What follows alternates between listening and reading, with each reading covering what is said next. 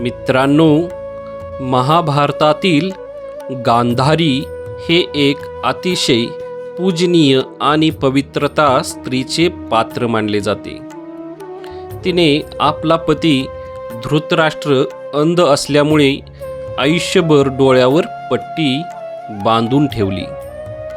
तिच्या त्यागाचे आणि पवित्रतेचे उदाहरण आजही दिले जाते.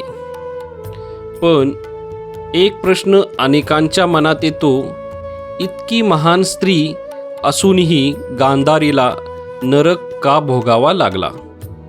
एकदा श्रीकृष्ण गांधारीला भेटायला आले. गांधारीने श्रीकृष्णांना विचारले, हे प्रभू, मी आयुष्यभर धर्माचे पालन केले, कधी कोणाला दुखावले नाही, माझ्या पतीची सेवा केली, तरीही मला नरकाचे दर्शन का झाले? तेव्हा श्रीकृष्ण मंद स्मित करत म्हणाले, हे देवी, या जन्मात तू कोणतेही पाप केलेले नाहीस. हे ऐकून गांधारी आश्चर्यचकित झाली. मग ती म्हणाली, जर मी कोणतेही पाप केले नसेल तर मला ही शिक्षा का मिळाली? श्रीकृष्ण म्हणाले, कारण कर्माचा हिशोब फक्त एका जन्माचा नसतो, सुमारे 100 जन्मापूर्वीची एक घटना आहे. त्या जन्मात तू एक लहान मुलगी होतीस. एके दिवशी तू बागेत खेळत होतीस. तुला एक सुंदर फुलपाखरू दिसले. त्या फुलपाखराच्या रंगाने तू मोहित झालीस, पण खेळता खेळता तू त्याला पकडलेस आणि गंमत म्हणून त्याच्या डोळ्यात गवताची काडी खुपसलीस. फुलपाखरू वेदनेने तडफडू लागले. त्याला काहीच दिसेनासे झाले. त्याचे संपूर्ण आयुष्य अंधारात गेले. त्या वेदनेची नोंद कर्माच्या पुस्तकात झाली. 100 जन्म उलटले.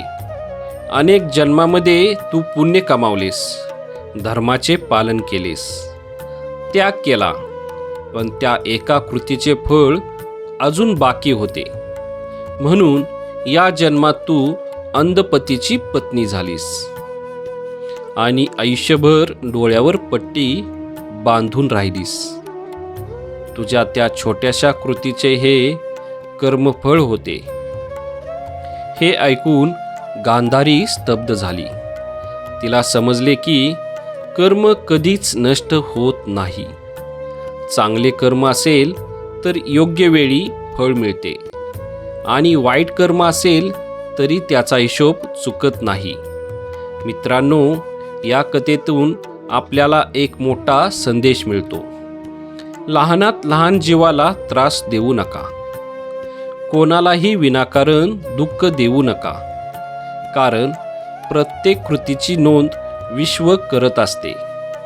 आज केलेले कर्म उद्या आपल्यासमोर उभे राहते. म्हणून नेहमी दया, करुणा आणि प्रेमाने वागा. हाच धर्म आहे. हाच श्रीकृष्णांचा संदेश आहे आणि हाच या कथेचा खरा अर्थ आहे. कर्माचा हिशोब उशिरा होऊ शकतो, पण तो कधीच चुकत नाही.